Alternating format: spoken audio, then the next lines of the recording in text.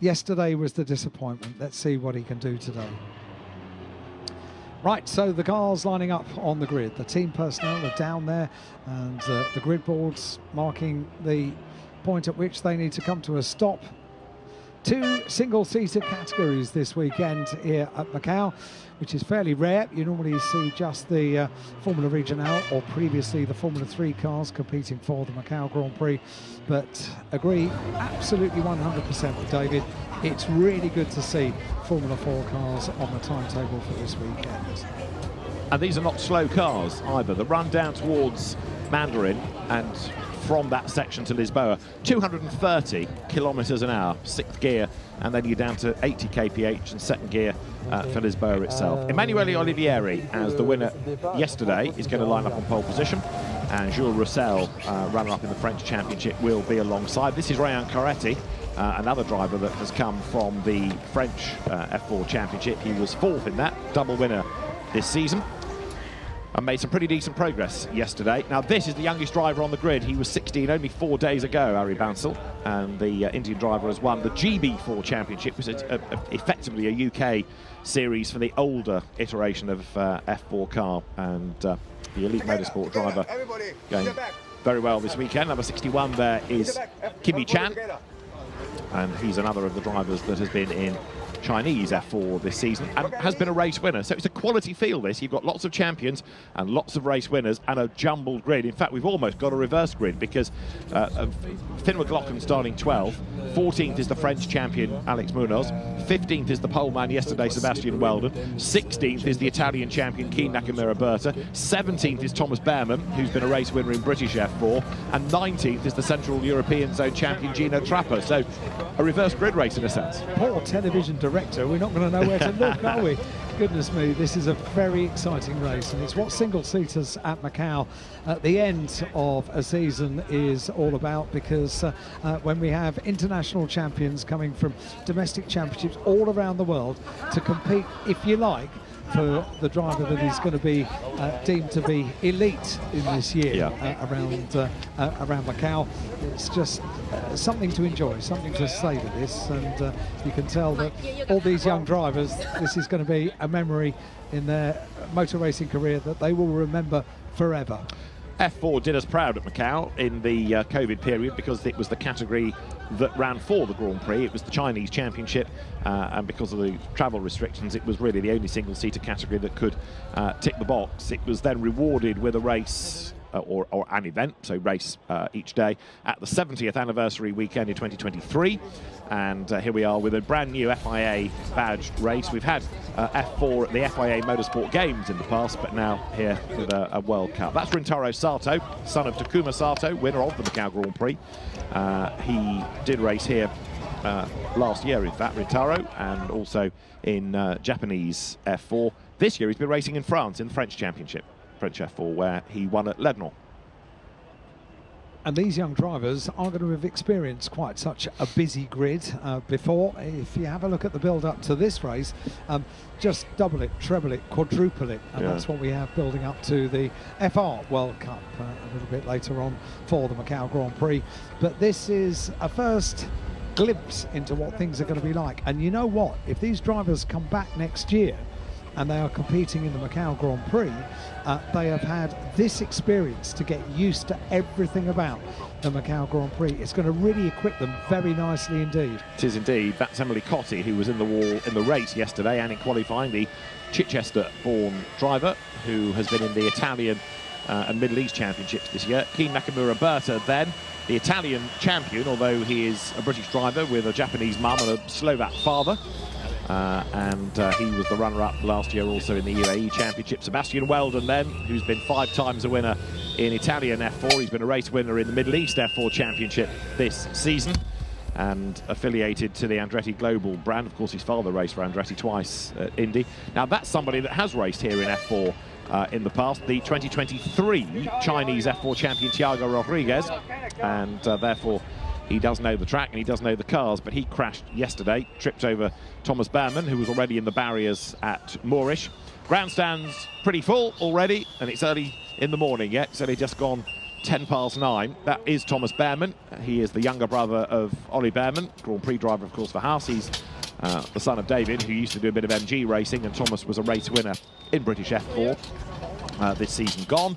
After him on the grid, you will get to Gino Trapper, who is going to be the final driver, and the Central European Zone champion has had a pretty tough weekend. There he is. So 2 incidents, and he's got work to do from the very back.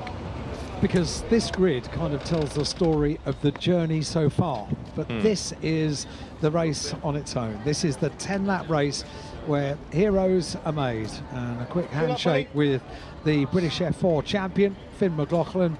He's been riding uphill pretty much for the whole of this weekend, but I'm not sure that any of the climbs have been quite as big as the one that faces him over the next 10 laps. But by no means right off Finn McLaughlin. I think this could be a very entertaining race from the back of the grid for a number of the drivers. You were talking about Sebastian Weldon in car number 98, of course, qualified on pole position for the qualification race yesterday, and now finds himself on the 3rd to final row of the grid. So there are mountains to climb from the back of the grid, but in Macau, you know, anything can happen. Let's see what does as it emerges over 10 laps for the FIA F4 World Cup. The Macau Formula 4 race is coming up.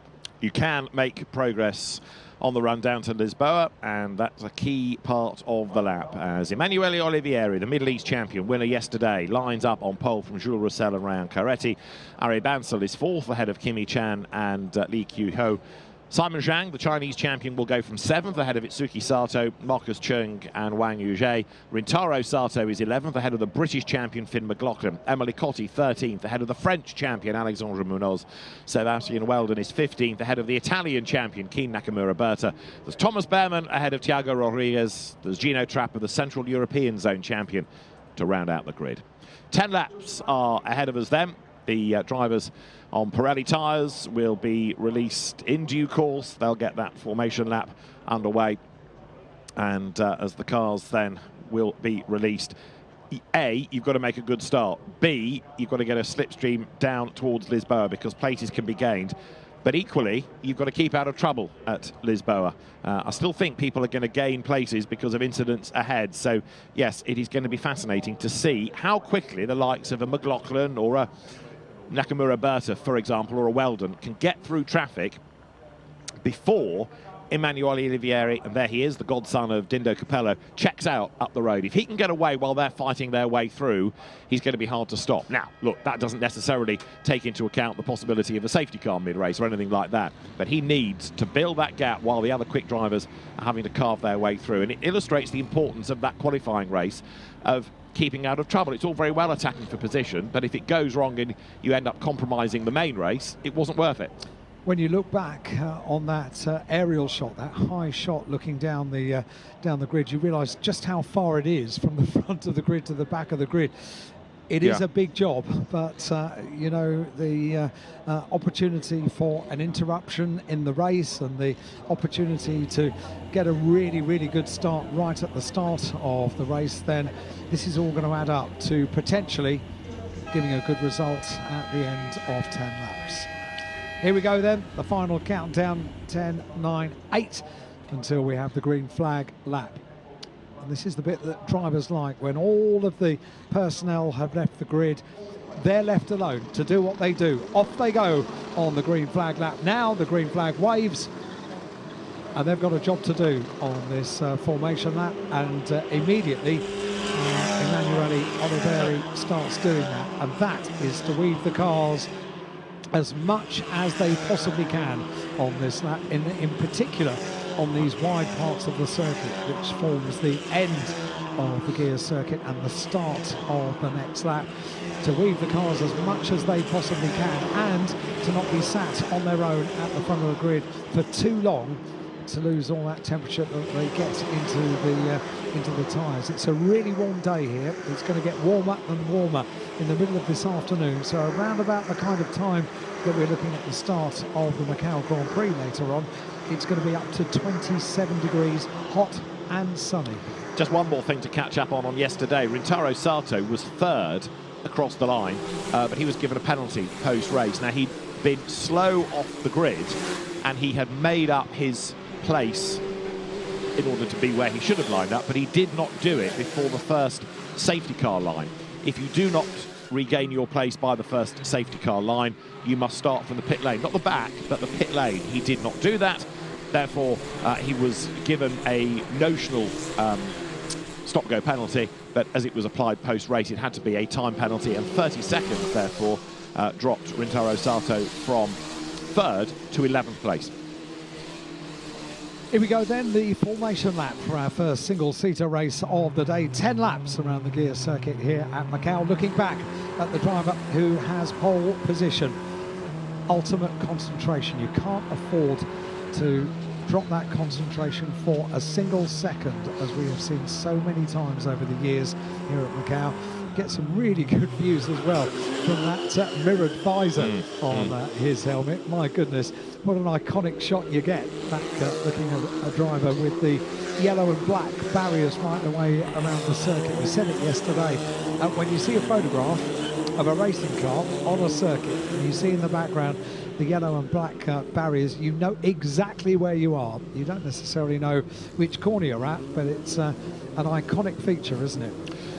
It is indeed, and the trees hanging over the circuit makes you think, is that really Macau? Because for many people the perception of high-rise blocks, neon lights, casinos, but here in the old part of Macau, you've got lots of greenery. The cars run around the reservoir at this part of the circuit, dropping down the hill, and Macau is a hugely busy and vibrant place. It's tempting to think that this is the entirety of it, but there are other islands which are even more modern in many respects. Go to the one of the others and you see all the huge casinos and hotels and shopping centres that are there. People coming from Hong Kong, from mainland China to Macau, coming for the Grand Prix, coming this weekend also for the National Games, which is a little bit like the sort of Commonwealth Games, if you like, from our side of the world. And it brings so many people to Macau. They have lots of festivals of, for example, there's a whiskey festival, a beer festival, there are sporting events, festival of food, exactly, yeah. So to the grid comes Olivieri. Quite a way ahead of the rest of them. We did say that he's not going to want to sit there at the front of the grid for too long to allow the heat to dissipate in the tyres, but Olivieri has arrived on pole position quite a way ahead of the rest of the field.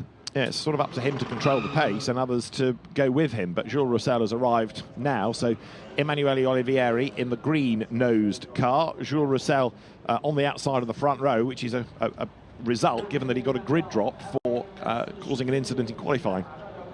And there is Gino Trapper, who has got a lot of work to do from the rear of the grid. History is about to be made because the first ever FIA F4 World Cup is just moments away from starting, and where better than on the streets of Macau. Young teenage drivers, Formula One, sports car, GT stars of the future, all set to do battle. Emanuele Olivieri is the driver on pole position. Jules Roussel lines up with him at the front of the grid. There will be 5 red lights. When the lights go out, we go racing, and a good getaway is made by Olivieri. A good start also by Jules Roussel to get up the inside line. Look, going down towards reservoir for the first time, and Jules Roussel has the road come to him, and he's done it. He's up alongside, he's got his nose in front.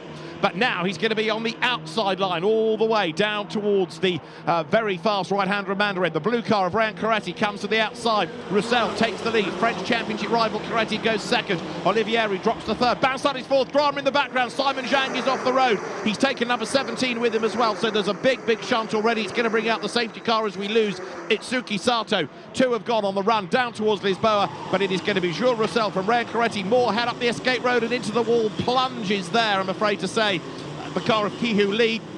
So there's going to be a lot to sort out. The safety car will be triggered. Jules Roussel leads. Roussel got a very good start, and he had to be very brave, hang it out on the outside. But he was very, very keen, and a super start by Jules Roussel from the outside of the front row of the grid. that went absolutely according to plan. The thing that maybe didn't go according to plan is that we would now have a number of cars which require recovery here in our in the first of a 10-lap race. But we said how important it is to get a really good start, and Emanuele Oliveri from pole position down there in third place is not going to be so happy about the way the start went for him. And down there in third place, he can see them in front of him, and we've yet to know. We've got the yellow flag out on circuit, but at the moment we haven't got indication that we have a safety car, have we? No, but I'm sure that we are going to end up with something having to neutralise activity with broken cars on that fast part of the circuit. But for now, let's enjoy it, because you've got Jules Roussel ahead of Ryan Caretti then, and Emanuele Olivieri not having made that best of start. Safety car is now called. So we'll see what the order is at the end of the opening lap, because that kind of incident, of course, all helps the likes of McLaughlin or Behrman or Weldon or Nakamura Berta. So we do now go to control conditions. We had one safety car interruption yesterday, and Jules Roussel has timed it right, because you never know from here on in. As the race resumes, safety cars breed safety cars. It might well be that he's now won this race by getting the move done before the interruption came. So important to get a good start, and that was a very, very determined good start as well from the outside of the front row of the grid. Had to hang in there, and Emanuele Oliveri was on the inside line on the run down towards Lisboa, the overtaking place. Let's have a look once again. So it's a decent start by Olivieri, but not a mega start. Jules Roussel gets a good launch. Don't forget it's a staggered grid, so he's a length back. But look, as they turn into the first corner, he's just ever so slightly in advance. And Ryan Caretti in the blue car in third place gets the tow from both of the cars ahead. So he moves to the outside of Olivieri, gets a bit more of a tow from Roussel, goes round the outside into second place, but it's behind, look, where Simon Zhang is all wrong. Itsuki Sato is the innocent victim. He's absolutely harpooned as Simon Zhang pinballs his way off the barrier. So that's two gone. And then the next one that arrived rather rapidly on the scene coming down to Lisboa is Kyoho Lee. But that was good stuff from Ryan Caretti. That was Simon Zhang sideways, and Itsuki Sato suddenly is absolutely harpooned, as I say, by Simon Zhang. From another angle then, they come out of Mandarin. Bit of a wobble from Jules Roussel. Snap of oversteer on the cold tyre, but he managed to save it, whereas Simon Zhang did not. And the Chinese champion out of the race. Now, Finn McLaughlin saw it thus.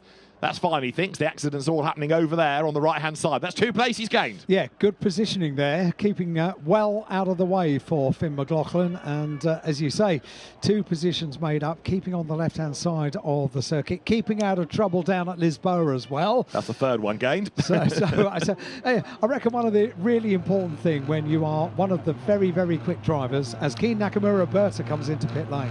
Now, that's bad news, clearly, because that was another driver who was meant to be fighting his way up the order. And Keen Nakamura Berta is going to be pushed back towards his parking area in the pit boxes. And has he run over debris? He's got a problem. They're looking at the steering wheel, looking at the dash, looking at the display. So Nakamura Berta may have a gear issue. It might be an electrical gremlin. Laptop has to be plugged in. He was so quick through practice and qualifying.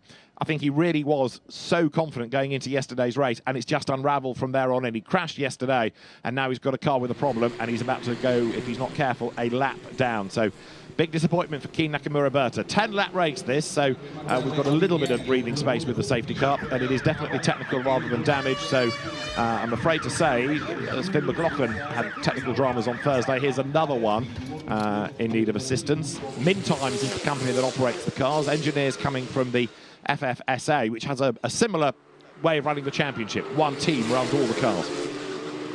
Yeah, and Finn McLaughlin's problem couldn't be resolved, and it was just fortuitous that they were able to offer another car opportunity for qualifying. And once Finn McLaughlin got in a nicely running car, he was able to show just what he can do on the streets of Macau.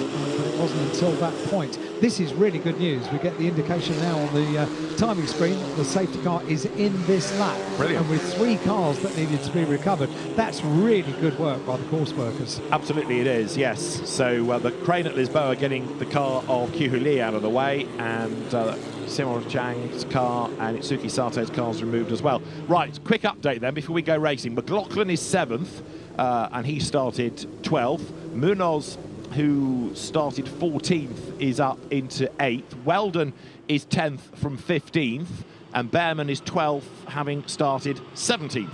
You've got to stay out of trouble, and what you just said is rather proof of that. Avoiding these opening lap problems. Finn McLaughlin did that to great effect, and clearly so did Seb Weldon, because they would have come across both of the accidents starting towards the back of the grid. Right, this is Emanuele Olivieri's view. We're about to go racing now. Keep everything crossed. Safety cars breed safety cars.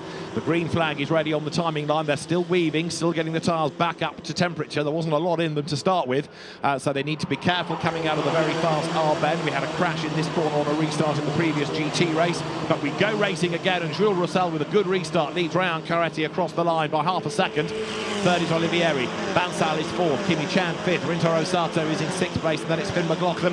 And again, now the importance of getting a tow is plain to see. You can see Jules Roussel going left and right to try to break the slipstream effect. Look in the background there. There's an effort being made up the inside by Sato against Kimi Chan, and he goes through. Nicely done on the inside of Mandarin. That puts Sato fifth. Brave place to do it as well. Very, very good manoeuvre indeed. Well done. Great to see these thrilling manoeuvres taking place down at Mandarin, and not always down at Lisboa, which is perhaps the more preferred overtaking manoeuvre. But Sato doing really, really well there. It's a slowing car, isn't there? Yeah, exactly. And that might be Wang Yuzhe as they climb up the hill, we'll see. But look at this for the race lead. Rayan Caretti right on the back of Jules Roussel, and rather cheekily having a look on the inside. It's not really an overtaking place, that, but what he can do is try to force a mistake out of Jules Roussel. So you've got the drivers who were second and fourth in the French Championship leading the Middle East champion Emanuele Olivieri here, and don't forget he was the winner of that qualifying race yesterday. So let's see what he can do as he plunges downhill again. And you know, what you can do on this section is to just show an intent, and it could just put you off your stroke, couldn't it? Yeah. And one tiny little error on this tight and twisty section of the circuit, there is no room for error. The inevitable is that if you make an error, it's going to be very, very costly indeed. We've got a yellow flag being indicated down at turn 4. I'm sure in due course we'll find out what that is for. No doubt the slowing car that we saw. Yeah, I think it might be Munoz. So Alexandre Munoz, who's had all sorts of problems after 2 crashes, they can get that through that vehicle access gate, can't they? That's Munoz at San Francisco. So Alexandre Munoz's car hopefully can be pushed back. They need to be quick, but there's still quite a bit of lap to go before the cars get there. So through they will turn. Jules Roussel leading Rayan Caretti, and you can see these two now starting to gap Emanuele Olivieri, aren't they? In 4th place, the yellow car is Ari Bansal, then the black, white, red car, that's Rintaro Sato, carrying the colours his father used to run in Formula 3, and the leaders are coming down towards R-bend. Olivieri not staying with the top 2, frustratingly. No, dropping him back just a little bit. The top 2 as they come up towards the start-finish line and complete another lap. Well done to the marshals. Green flag at turn 4, and it was fortuitous that we did have a gap in the barrier that the marshals could get that car to a place of safety. Really, really good work, and good work from race control as well, keeping things going and allowing them time to do that. Change imminent for 3rd place here, because you've now got Ari Bansal crawling all over the back of Emanuele Olivieri as the cars come again down towards Lisboa. Finn McLaughlin is being looked at, so is Emily Cossey for being out of position at the safety car line. We have a move for the lead. Caretti to the inside line. Nicely done. He goes through. Rayan Caretti leads the F4 World Cup. Where did that come from? Normally you get an early warning that there's going to be a go for the lead, and as they came down towards the corner, it was very, very last minute, and beautifully done as well. A new race leader in our Macau F4 race here at Macau, the FIA F4 World Cup here at Macau, and a new race leader. And he's done that from 4th on the grid as Rayan Caretti, and he's making very good progress over the course of the weekend. Bear in mind, he started the qualification race 15th on the grid, and he's leading the main race. So talk about making progress and piecing together the weekend. He crashed in qualifying, getting a replay of that move. So he comes now down towards the right-hander of Lisboa. He gets a toe, and I think Jules Roussel thought, no, he's too far back, and Coretti finds a gap, sends it up the inside, and in fairness to Roussel, it gave him racing room rather than turning in and causing a collision. So often on that run down, you see the car jink out to one side and then go to the other side as well. There was no early warning there, and it was beautifully executed. Absolutely super stuff. And you're right, what you can see is the journey over the course of 4 days, getting better and better and better. Let's talk about some of the fastest sectors as well, because Finn McLaughlin, coming from the back of the grid, has gone overall best in sector 2. Sebastian Weldon, pole position yesterday, he's gone overall best in sector 3 as well. Now you're looking back from Emanuele Olivieri's car at Ari Bansal as they come from Fisherman's down towards our bend in this 10-lap race led by this blue car of Ryan Coretti, chased by Jules Roussel, who now wants to do to Coretti what he had done to him the previous lap. In other words, get the toe from here all the way down to Lisboa. Olivieri, though, can't match them for pace. The fastest lap's just been done by Seb Weldon, who's up into 7th place. Coretti tries now to break the toe, goes one side, tries to break that slipstream effect that is being handed on a plate to Jules Roussel. If these two squabble, that might allow Olivieri back into the game as they go through Mandarin now, down towards Lisboa. Staying in the wheel tracks is Roussel. Coretti tries to go one side and then the other to break the toe. And which way does Jules Roussel commit? He goes to the outside line, which he's brave. He's going to be alongside. He almost gets crowded. He can't go round the outside, but look at Olivieri right back with them. Yeah, they're battling so close that the gap has come down between the top two, battling for the lead of the race, and Olivieri, who started on pole position, up into the tight and twisty section. Super race from these, and the top two still have a little bit of a gap, but then they go into braking zones for the corners in the tight and twisty section. They all close up together. Seb Weldon has gone overall best in sector 1. Finn McLaughlin briefly goes overall best in sector 2, and then that's taken away by Thomas Berman, who's down there in 9th place. Boy, we've got some talent in this field. We have indeed, and the likes of Weldon and Berman have still got done in terms of improvements. Now this is Finn McLaughlin, he's 6th, Seb Weldon behind him, closing up, as Alan says, fastest lap of the race to Weldon, then you can see the pace that he's got, edging that little bit nearer to Finn McLaughlin. McLaughlin has done fewer laps around the circuit this weekend than anybody else, because effectively he missed all the running on Thursday with a car that wasn't very compliant, and he didn't do a great deal in the qualifying session either. So on the Saturday, on Friday I should say. So it's been a tough weekend for McLaughlin. This replacement chassis has catapulted him back up the order, but he still doesn't have quite the same mileage as the others who've had healthy cars all weekend. It's all concertinaing up again as Coretti leads Roussel, leads Olivieri coming out of Melco. 4th is Ari Bansal, the Indian driver, and that is 2nd place Jules Roussel. He's fallen back a little bit, down through Black Sands though. Certainly has, yeah. This is where the circuit opens up now as they go down towards the completion of another lap. It's going to be the completion of 5 laps as they come across the line, and the race leader with a little advantage there, not the sort of advantage that we saw going on to the previous lap. However, everything can change now if you get the slipstream, although I think that might have been broken a little bit now for Coretti at the front of the field. But I think Weldon is about to have a go at McLaughlin. Let's have a look in the background, because as they come now, the change has happened. In fact, Weldon has done it. He's gone by, going into turn 1. Look, the white car is ahead. This is Finn McLaughlin looking back from the Red Bull liveried entry of the Red Bull Junior driver, but very definitely Weldon with another demon lap has gone through, and Thomas Behrman behind has done the fastest lap of the race. Olivieri not able to stay with the top 2, still having to defend from Bansal. And the overall fastest lap of the race so far has gone the way of Thomas Behrman now. He's up there in 8th position, and in front of him he's got Finn McLaughlin and Sebastian Weldon. But the overall best lap of the race at 2:24.828 is for Thomas Behrman down there in 8th place. The good news is that we've got some running now. They can get themselves in a groove, and that is exactly what they're doing. So it's Suki Sato we lost on lap 1, Simon Zhang we lost, Kyuho Lee we lost as well, but up front it is Ryan Coretti, who was 7/10 of a second ahead when they came across the line. The onboard in that graphic showing you the view of Emanuele Olivieri, who could really rather do without Ari Bansal behind him. Bansal has been very impressive this season. He's done a few British F4 races in the championship, also the non-championship races at the British Grand Prix. He's won the GB4 title, and 4 days ago, he turned old enough to be accepted into the race, and here he is running in 4th position. It's amazing the kind of experience you can get at such an early age now, isn't it? When you start your single-seater journey, which these cars are very much part of it, and introduced. It was going to be the first of the steps of the single-seater ladder that you could stay with right the way through until Formula One. And for the first time this year, supporting the British Grand Prix at Silverstone, we saw Formula One competing with Formula 2, competing with Formula 3 and Formula 4 as well, the non-championship race that you alluded to just a couple of moments ago. 5 laps are complete now, and the advantage was 0.7 of a second. I fancy it might have come down a little. Yeah, let's have a look. Harry Bansal has fallen back through Black Sands as well. He's dropped off the tail of Olivieri. So, yeah, everything that Carretti does, Roussel tries to match. Stays in the wheel tracks, if you like, hoping that he can just get back into that toe, and then he'll be dragged along. But Carretti, 7 tenths ahead, he becomes 4 tenths ahead. Fastest lap of the race done by Jules Roussel. Emanuele Olivieri on that lap is another 4 tenths slower, so he's dropping away, unfortunately, from the man on pole position. His pace not as good today as it needs to be.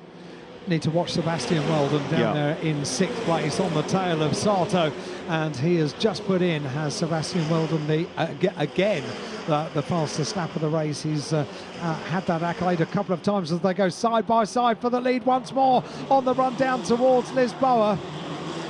Carretti fends off Roussel, who tries the inside up to San Francisco, but what Jules Roussel here is doing is trying everything at Lisboa, and he's also discovering the type of defence he's liable to get after repeated opportunities to challenge Ryan Carretti. He knows now what Carretti has in his armoury to fend him off.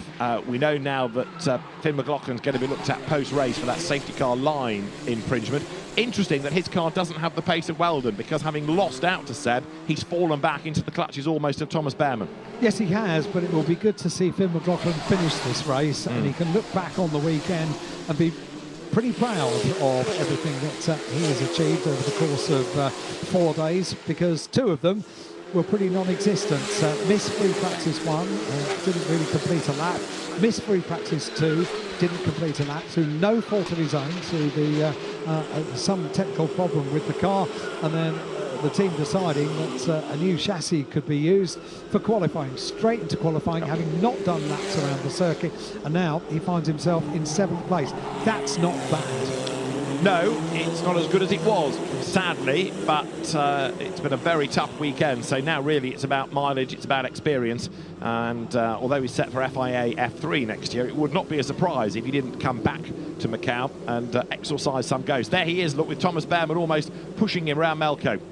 So the race leader, Ryan Carretti, only 4 tenths up at the end of the previous lap. There is Seb Weldon, look, and that's been a very, very good recovery. He led as far as turn 3 yesterday in crash. He started 15th and he's up into 6th. They don't think you can't overtake and don't think you can't make progress around here, especially in a single-seater, which is narrow like this. And he's going to be on the back of Rintaro Sato before long.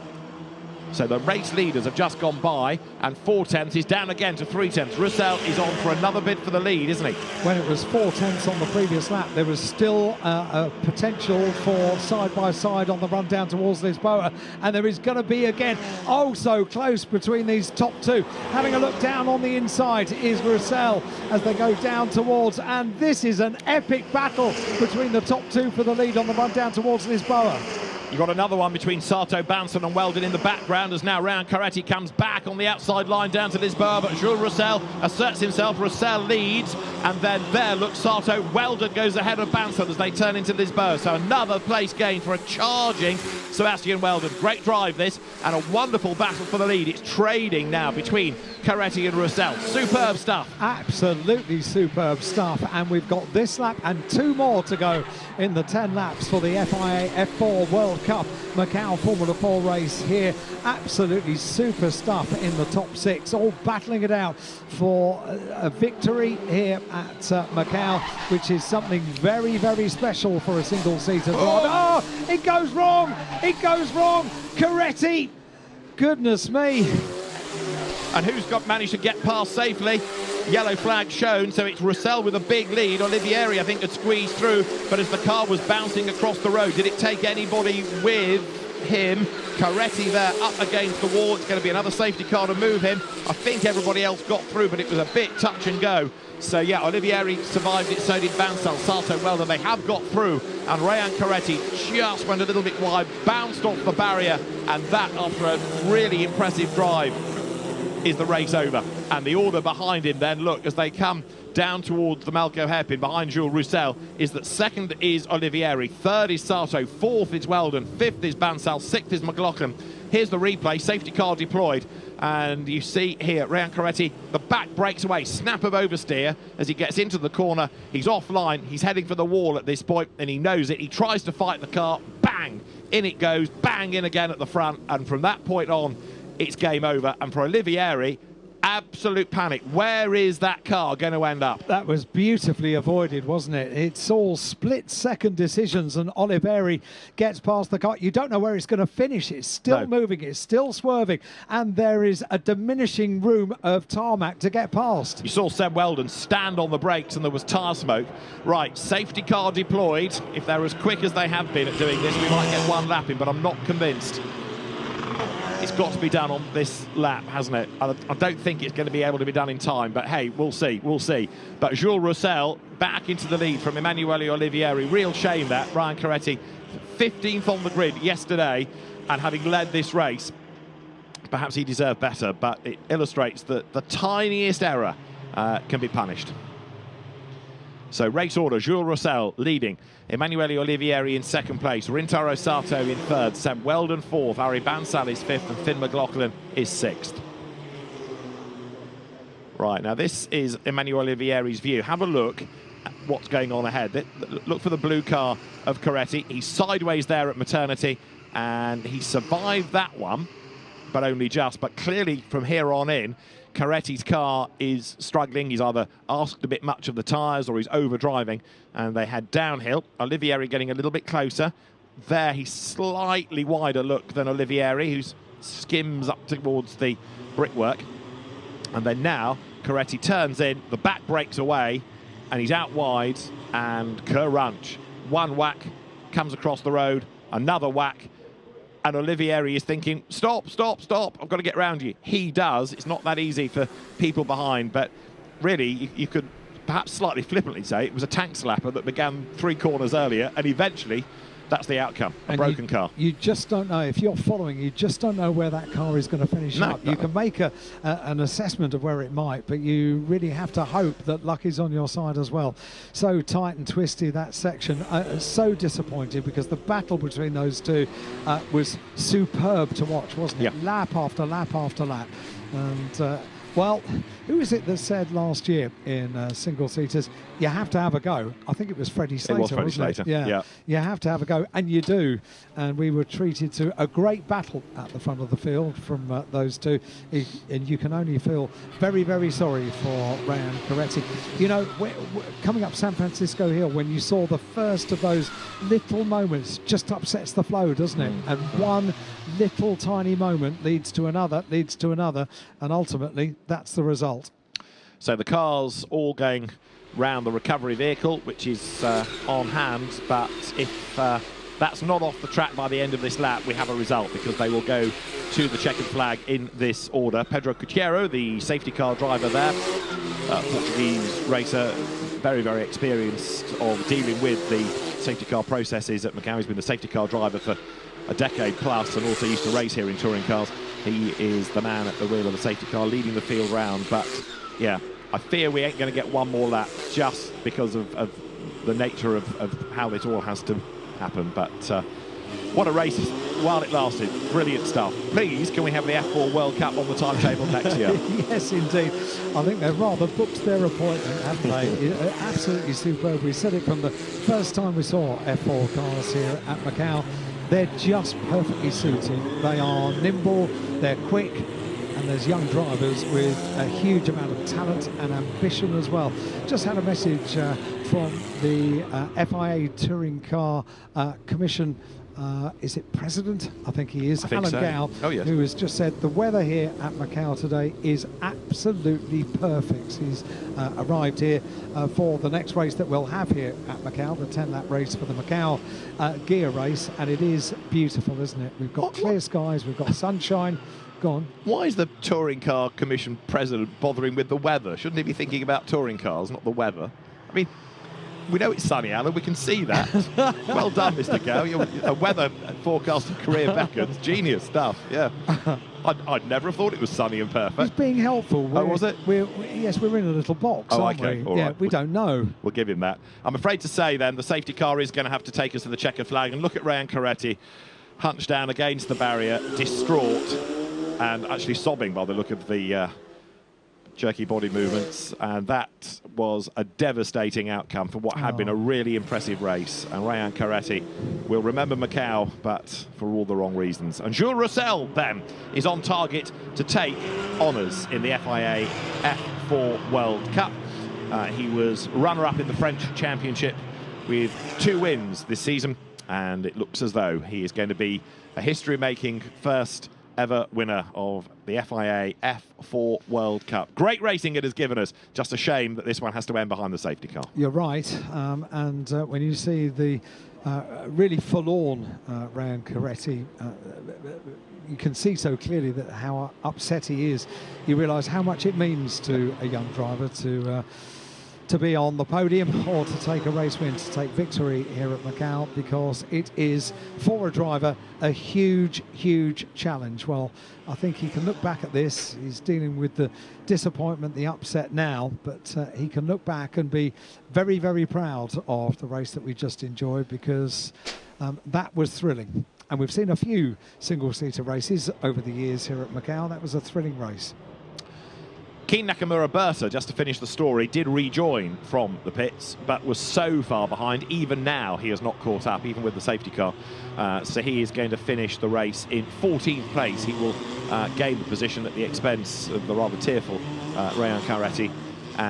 So the car Jules Roussel will lead Emanuele Olivieri and Rintaro Sato to the end. Sato, another driver here who's made good. Third, he was in the order, and 11th he started. So somebody else proving that overtaking is possible. And Ryan Coretti's car goes down the hill on the back of the flatbed. The road is clear, but sadly we've run out of laps. The checkered flag will greet Jules Roussel this time. It'll be that traditional ceremonial release up to the checkered flag, but the FIA F4 World Cup is going to be taken then by Jules Roussel, Emanuele Olivieri and Rintaro Sato for the podium. And although we've finished the race under the control of the safety car for that incident, we did have some really good laps. We saw the drivers being able to get into a flow of the race, which is something that Macau sometimes doesn't really happen, because you get a stoppage and then you get another stoppage, or rather than a stoppage, an interruption to the race with the safety car, and they just want a few laps that they can piece together and begin to get into a race flow, and we did get that. We got a thrilling race for our FIA F4 World Cup, and we have a World Cup winner who is very soon going to be released from behind the safety car to take the checkered flag once they've negotiated the Melco hairpin, run down the hill through Black Sands towards Fisherman's and then R Bend, and the checkered flag, which is already being prepared down on the starting gantry under the control of the BMW safety car. And a good view from Emanuele Olivieri's car. Didn't quite have the pace of the top two during that race, having got off the line not too bad, but Jules Roussel and Ryan Coretti did seem to be the pick of the field in that race. See how tight this is down at the twisty section through Police and Moorish onto Donna Maria. That barrier on the exit of Moorish has very often claimed a lot of cars in whatever form, single-seaters, touring cars, GT cars. It's not claimed too many this weekend thus far. But, we've had some unusual places to See cars crashing over the course of 4 days. I'd still like to know exactly what was happening for Finn McLaughlin, because as we'd said during the race, he was falling away from Seb Weldon and was under attack from Thomas Behrman. So yeah, I'd like to see Finn back next year and see what he could do with a competitive car all weekend. Yeah, sometimes you have a really unlucky 4 days here at Macau and you come back all the stronger the following year. And I have a feeling that may be what we see for Finn McLaughlin. We've seen it so far this weekend for Freddie Slater, haven't we? We've seen him have bad luck at previous visits to Macau. And Finn McLaughlin can be very proud of that. So too can his family. It's been a character-building weekend at Macau, I think, for Finn McLaughlin. And to finish the race in 6th place, which is where he is now, can be pretty pleased with that, with the limited running that he's had. Right, safety car will build off. Checkered flag is prepared, and there we go. Across the line goes the race winner. Checkered flag goes to Jules Roussel.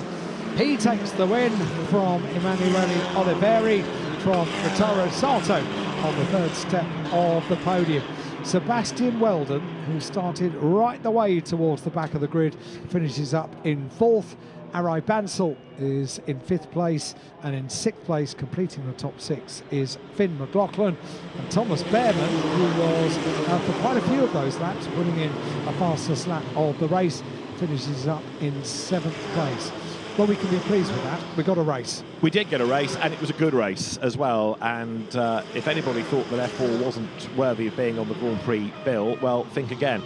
Because that, as a sport single-seater race, was very good indeed. And we've been saying for season after season that these are the really good cars to have here, because they're not that wide, they're not that big, they're not too powerful. And bearing in mind, we're talking of drivers here who kind of at best are 16 years of age. To do what they do on this kind of circuit, it is very impressive indeed.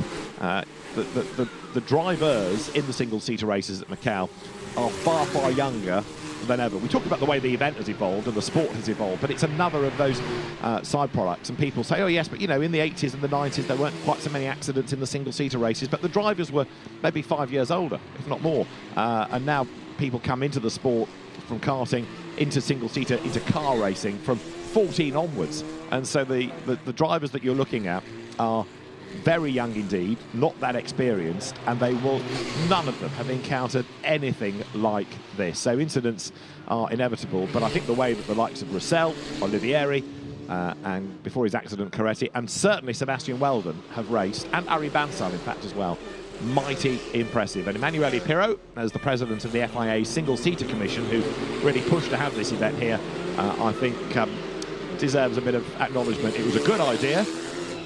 Now, Emanuele, can we have more of the same next year? We'd like them back. I love Macau. I love the Macau Grand Prix, and I love Formula 4 cars around the gear circuit as well. It is just, they just fit very nicely. We said it a number of times during the first year that they competed for the Macau Grand Prix in 2020. They just look right, and they give us great racing. They are narrow enough to allow little moments going up through the tight and twisty section. And the ethos of this, with people coming from around the globe onto a level playing field, where you've got F4 running in every continent, it takes you back to the original ethos of the Macau Grand Prix, this end-of-season shootout, if you like, to see who is best. It's all very well being the French champion or the British champion, but are you better than each other? Well, this allows you to find out. It does, and of course it's the hugely proud moment in a few minutes' time where you get the drivers on the podium. We will see a huge spread of international flags showing on the backdrop on the podium over the course of today.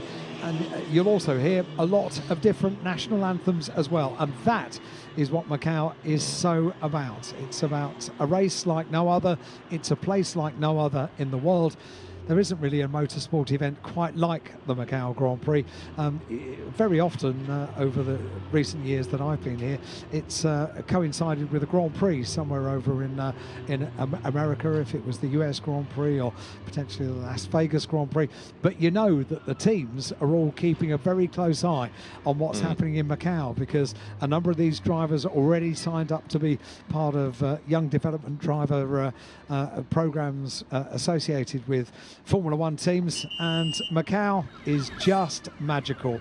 And I tell you what, Jules Roussel is about to experience that and then some when he climbs out of the cart down in Parc Fermé, experiences the joy of a win here at Macau. And you can hear the applause in the background as well, the media attention, and the podium is coming up. We might be able to hear from our winning drivers. Emanuele Olivieri steps out, goes to be weighed, which is all part of the technical process. There's a very, very happy race winner, though. Jules Roussel clambering out of his car. Olivieri, I think, will be very disappointed with that. On paper, he should have been a shoe-in, given the way that he went yesterday. But Jules Roussel, brilliant start, got himself in the lead. And although he lost out to Rayan Karate, he was not to be denied. And the driver he's raced against, Rintaro Sato, for third place, there to celebrate as well. Sato will be delighted with that, given that he started 11th after his penalty from yesterday. And a very happy Jules Roussel. Some rather more somber faces from the drivers that didn't get to the end. But Jules Roussel is very happy indeed. I love these scenes from Parc Fermé. I love the celebration, the joy. Can I stand on the car? Yes, you can. You're a winner at Macau.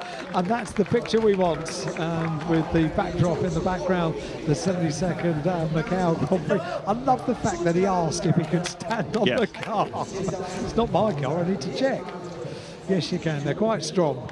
Alex Legui there. He's going to have a word with the winners for us in a moment, and the trophies will be presented for, if you like, the Macau Formula 4 race by representatives of Melco Resorts and Entertainment, and then Emanuele Pirro will hand over the trophy on behalf of the FIA to the race winner. Jules Roussel then puts himself in the history books, and once he's gone through the process of taking off his gloves, undoing his helmet, taking off his hands device, and taking off his helmet, and taking off his balaclava, and taking his earplugs out, finally we'll get a word. There's a winner. There's a winner at Macau, and I think it'll sink in a couple of moments' time. We'll hear from Jules Roussel down in Parc Fermé with Alexander Legui. You provided us with a lot of battles there, brilliantly executed, you kept it clean, job done. Yeah, I'm really happy. All of the week we had the pace, and now we concretized, so hard battle all of the race. We have to be here since the beginning, make a great start, overtake Olivieri at the first corner, and after big battle with Ryan and overtake him in the few last moments. So I'm really happy. How much have you enjoyed your Macau debut? I think for now it's my best race of my life in terms of experience on the results. So I'm really happy, and I will create Macau with only good memories. Amazing. Well done. Thank you. I think we're going to hear a lot about Jules Roussel over the next few years. We'll see where his single-seater path takes him next. He's had 2 seasons in the Championnat de France Formula 4, and there he returns the crash helmet to the car, and in a few minutes will be on the podium. Provisional result though, Jules Roussel the winner from a somewhat disappointed Emanuele Olivieri, and a delighted Rintaro Sato 11th to 3rd. Sebastian Weldon then, a really impressive drive, 15th to 4th ahead of Ari Bansal, and Finn McLaughlin 12th to 6th. Thomas Behrman started 17th and he bagged 7th from Kimi Chan, Marcus Chung, and Gino Trapper 19th to 10th. Thiago Rodriguez 11th, and behind him there was Wang Yuzhe, Emily Cotti, and after the pit stop, Keen, Nakamura Berta. We lost Rayan Karate, Alex Munoz, Lee Kyu-ho, Simon Zhang, and Itsuki Sato.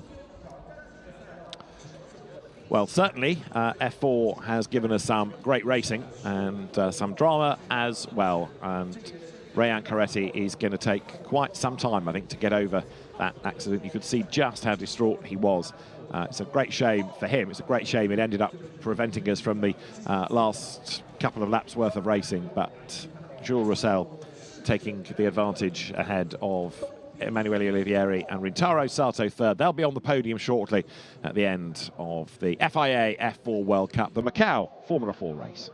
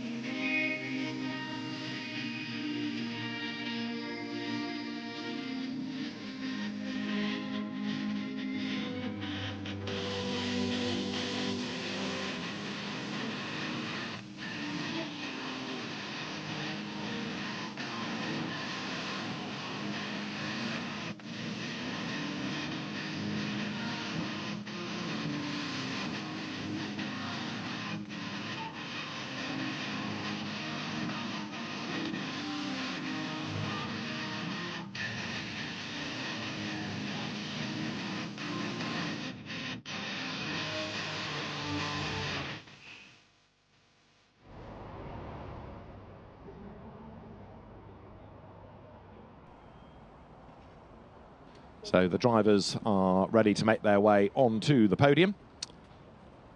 Jules Roussel, Emanuele Olivieri and Rintaro Sato, top three, and they will be atop the podium very shortly.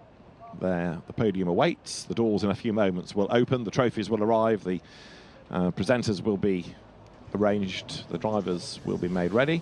And the local officials are ready to take charge of the podium ceremony for the Macau Formula 4 race, the FIA F4 World Cup.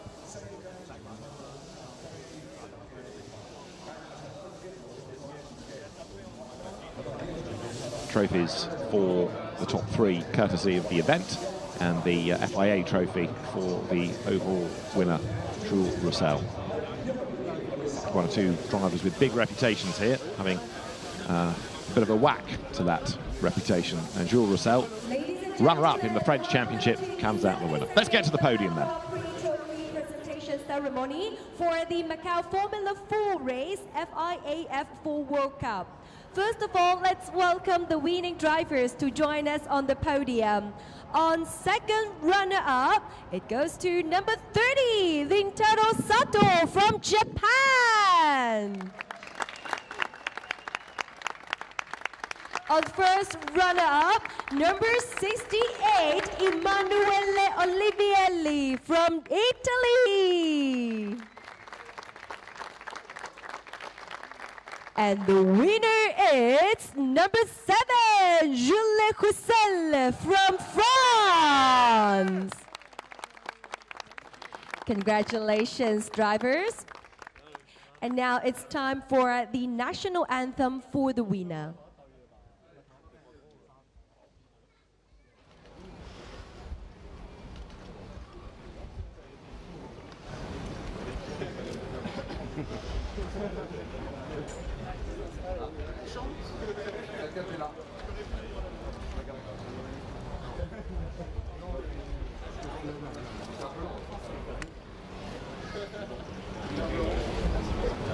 So congratulations once again to all the winners. Before we present the trophy to our winners, we would like to wait for the national anthem. This is another glory moment for our winning drivers. Thank you very much, team. Lovely.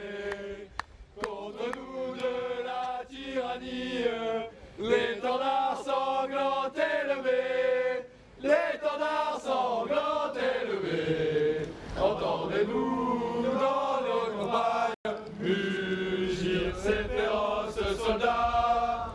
Ils viennent jusque dans nos rois, égorger nos fils et nos compagnes. Aux armes,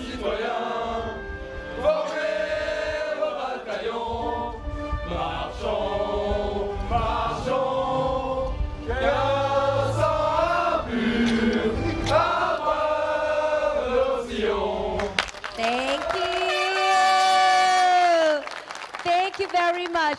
Such a lot of love from all the teammates. Thank you very much. And now we are ready to present the trophies to all the winning drivers.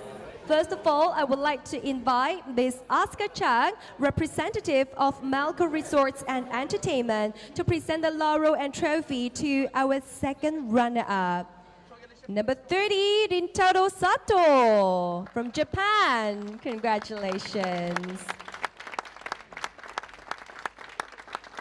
Thank you, Ms. Chang. Coming up next, let's welcome Mr. Scott Tang, Senior Vice President, Head of Resorts Operations, Macau of Macau Resorts and Entertainment, to present the laurel and trophy to our first runner-up, number 68. Congratulations. And last but not the least, let's welcome Dr. Kent Wong, Chief Advisor of Macau Resorts and Entertainment, to present the laurel and trophy to our winner, number 7, Julie Roussel from France. Congratulations, drivers. Now, with all the guests, please gather at the center. Let's take a group photo together. Please gather at the center. Thank you. And smile for the camera. Please look at the center front, at the media zone, together with the official camera as well. Perfect. The moment is perfectly captured, right? Thank you once again, all the guests. Thank you very much. Drivers, please remain on the podium. Thank you.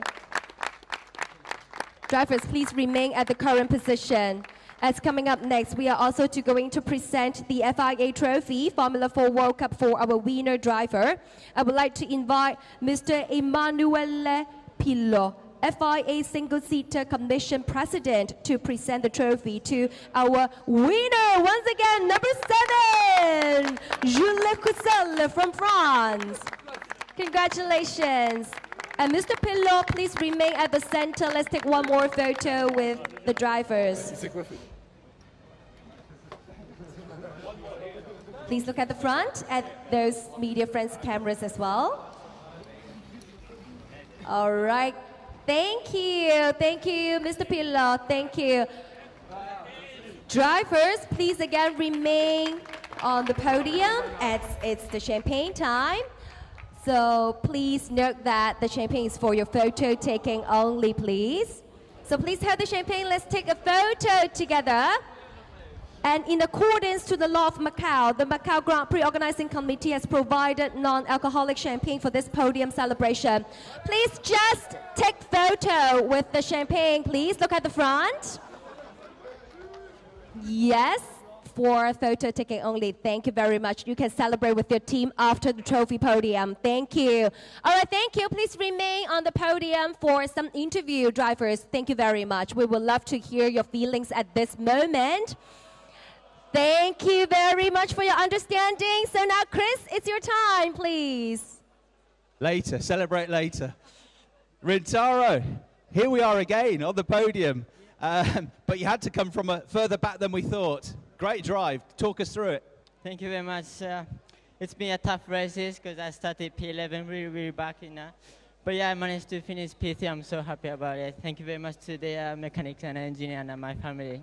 Thank you. Were you just going for it? Nothing to lose? Yeah, that's true. So next year you've got to come back and have another go? It's a great circuit. Obviously, you enjoy driving here. Yes, this is, I hope. Well done. It was a great to watch. Great drive. Well done to you. Emanuele, well done to you as well. I know you would have loved to win, but second place at Macau is still a huge achievement. Yeah, I mean, not what I wanted, but anyway, yesterday I won the race, today P2. Somehow I didn't really have the pace to win anyway, even with a good starter. But yeah, anyway, still P2, I can be happy. Looked quite close when Ryan crashed and you just about squeezed through. Yeah, it was not the best moment of the race because if he was going to my car, it was not really a good moment. But anyway, still okay. Well done to you. Great job this weekend, right? Top step. First of all, congratulations to your guys down here for singing the national anthem. That was magnifique. Wasn't that the best weekend? You had an up and down race. You got the lead early on, then you lost the lead. But a few times you tried to get the lead back.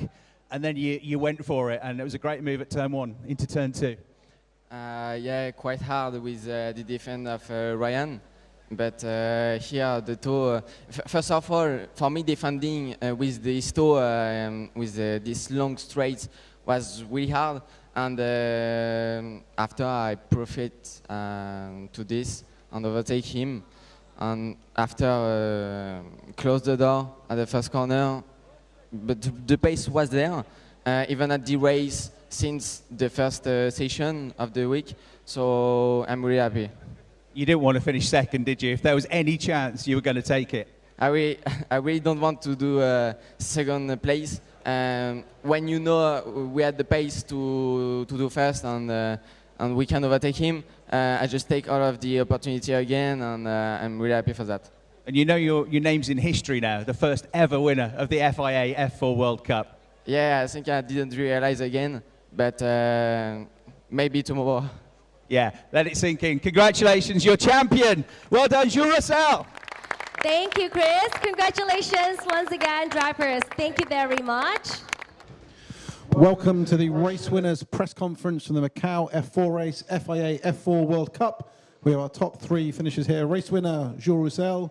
Second, Emanuele Oliveira. And third, Rintaro Sato. Congratulations to all 3 of you.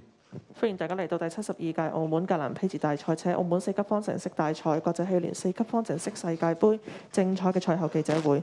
首先，我哋恭喜台上面嘅3位車手，佢哋分別係冠軍得主魯塞爾、亞軍奧利維利同埋季軍嘅佐藤林太郎。Jules, well done. An exciting race, plenty of action. But first of all, how does it feel to be a winner at Macau and the winner of the first FIA F4 World Cup? Like I say on the podium, I think I didn't realize again, but I see only positive in positive way. We had the pace to win this race, and we win it. And we take the opportunity, and now winner of Macau, and I think it's my one of my dream to, because I see Macau since a lot of time. And the race look very tricky, really changing race, and to win it, just grateful. 冠軍得主魯塞爾咧，其實頭先同我哋分享啦，佢喺正賽開始嘅時候，自己都唔知道會遇到啲咩情況啦，咁所以佢就一直專注於保持自己嘅步伐啦，完成比賽。喺澳門登頂一直係佢嘅夢想之一啦，佢依家有一種夢想成真嘅感覺啦。There were 2 critical moments to that race. Obviously, the start, you got away very well and were leading through Lisboa and had a little bit of a moment. And then when you overtook Ryan as well, a lot of attempts and then a very spectacular pass. Can you just talk through those 2 moments? Yes. I don't really know what to say because I think we saw it on the live, but yes, quite a big battle. Maybe try to break later, few laps earlier. But it's quite risky on the brake because you will never know how was the grip and if he will block and just don't let me go and Ryan on me in the wall. So I take risk, but calculated risk, and at I think a few last lap, take the opportunity to overtake him before the braking and close the door and keep it in front. 而佢亦都補充到咧，其實喺賽事過程當中，包括喺佢超越對手嘅部分咧，其實佢都係一直喺度衡量自己喺作出呢一個動作之前咧，需要承擔幾多嘅風險啦。然後咧就盡量保持步伐之餘咧，可以做到佢想完成嘅超越動作，最後就攞咗冠軍。Emanuele, well done on second place. I'm sure you would have liked to have been one step better off, but how do you reflect on this weekend? Strong qualifying, you won the qualifying race and second today. Are you generally pleased how the weekend's gone? Yeah, I can be generally happy with the weekend because every session I was in top 3.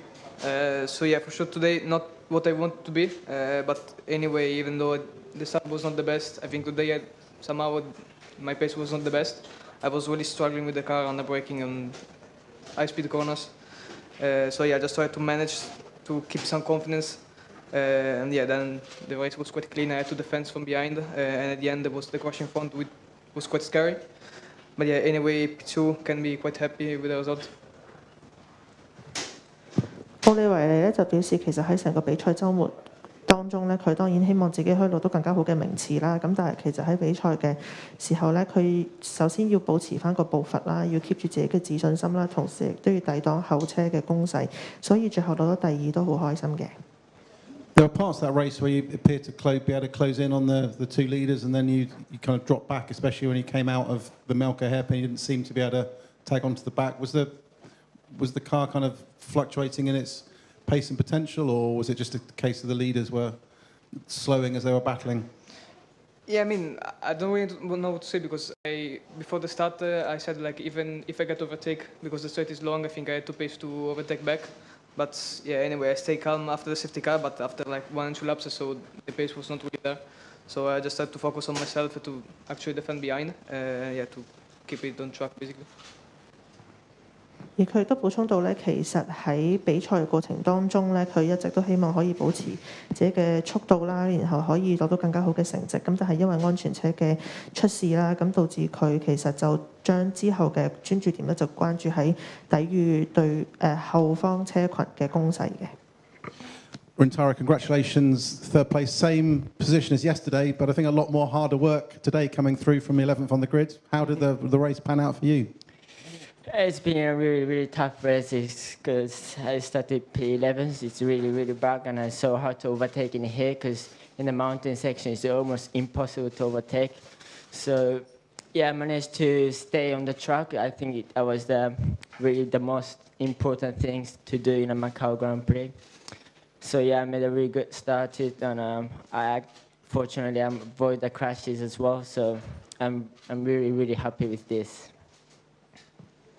第3位嘅佐藤咧就表示，其實當然正賽嘅過程都好艱難啦。首先佢喺正賽其實係喺稍後方出車嘅，咁所以佢只可以喺比賽佢有優勢嘅路段啦，而做出超車嘅動作。咁佢嘅起步做得唔錯啦，同時亦都好幸運地可以避開咗賽場上邊嘅一啲插碰啦，咁所以好開心可以以第3完成。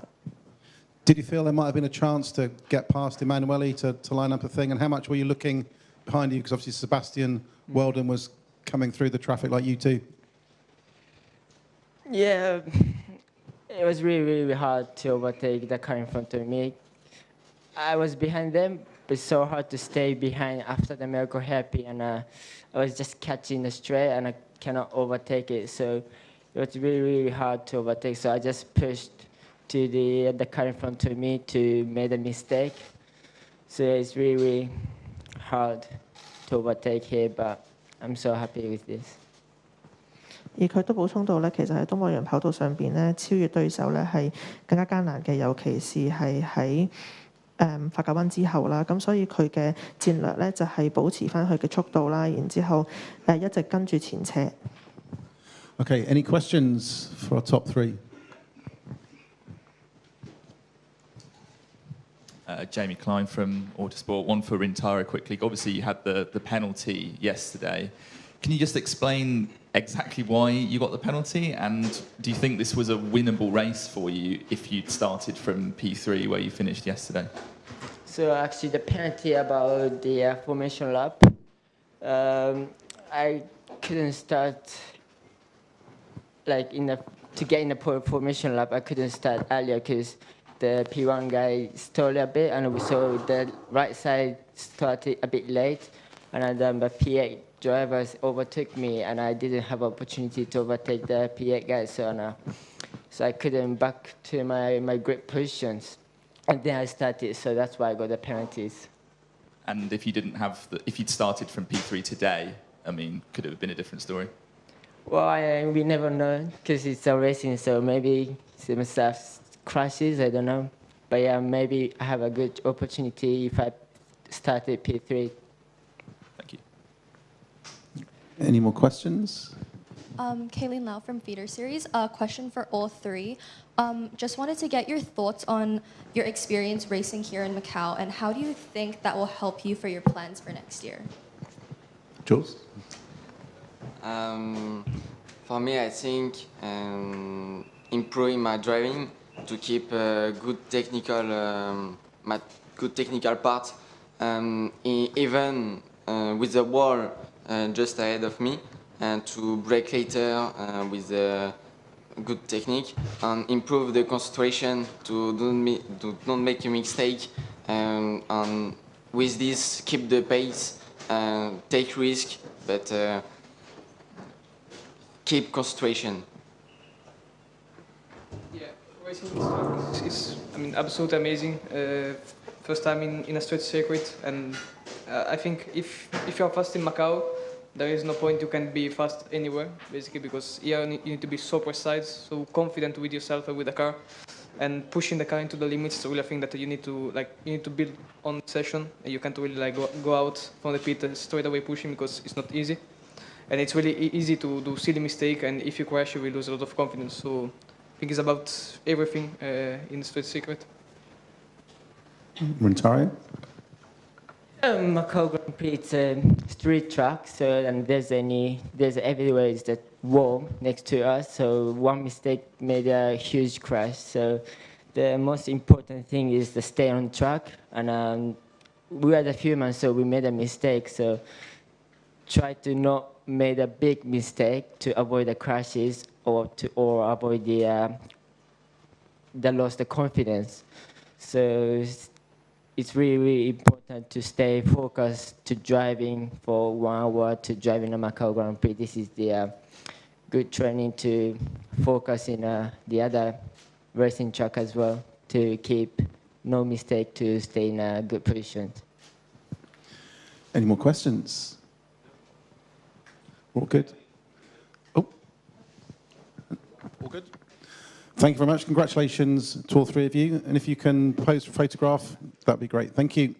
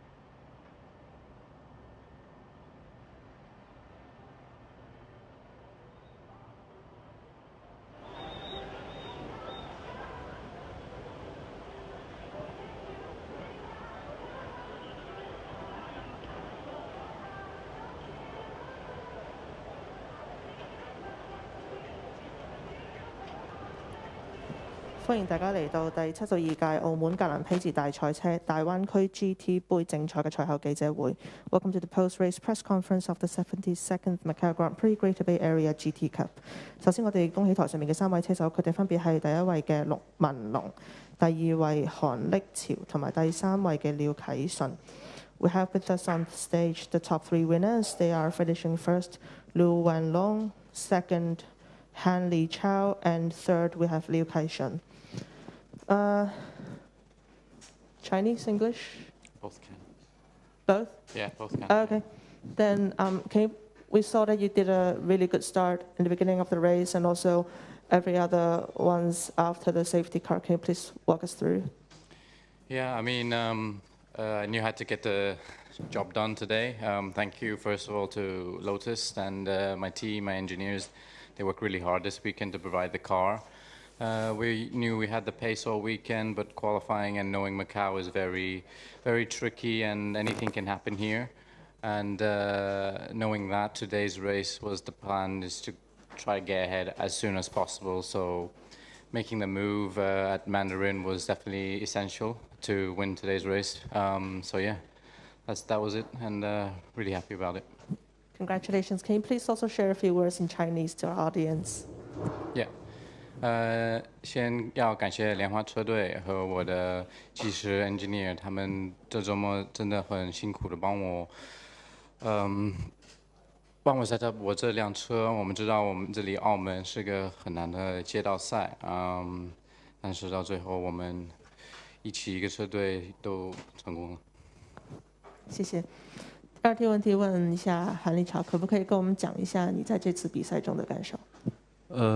首先这个周末我们整个团队做了很大的努力，包括首先非常感谢JR China为我们提供的所有的这些支持，然后另外呢就是甚至我们的这个车型总开发的工程师全部都到场了，所以为我们提供了很多的这种帮助。然后另外车队在整个周末其实也非常的努力的去工作，因为我在排位赛的时候其实遇到了一些小的问题，然后车轮刮到那个墙上，然后转向拉杆弯掉了，然后车队利用很短的时间帮我更换新的转向拉杆，然后让我可以再次有机会进行排位赛，然后取得了一个不错的杆位。所以也非常感谢我的车队。同时，在比赛，因为我们的车整个周末其实在直线上并不是说很有优势，然后并且起步的时候，也遇到了一些混乱的状况，所以很遗憾，但是也很享受这个过程。对。谢谢。A quick recap on what our first runner-up Han Li Chao just shared. He would like to thank the team for the effort and all the support, and he would also like to thank the engineers who are actually here to help him fix the car when he actually touched the barrier earlier in the race. And he overall throughout the weekend he didn't do a very good start and he didn't have much advantage through the straight, but he's happy with the results. 第三題問下廖啟信，可唔可以都同我哋講下今場嘅精彩？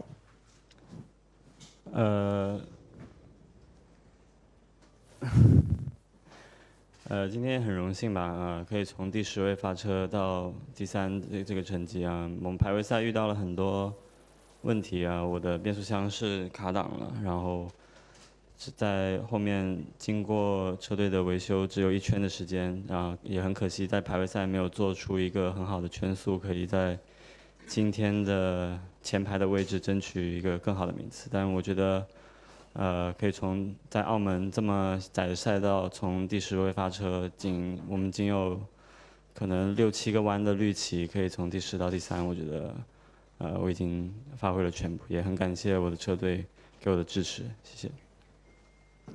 A quick recap from Liu Kai-shun. He didn't do too good in the quali because of some technical issues with his car, and he would like to thank the team for fixing his car for the race. Starting from 10th, finishing 3rd, he's pretty happy with the result, and he would like to thank the team again.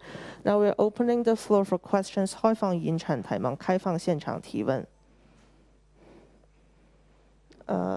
Okay, so that's the end of the press conference. Thank you very much. Can we please stand up for a photo? 麻烦大家站一下，我们来一个 photo，谢谢。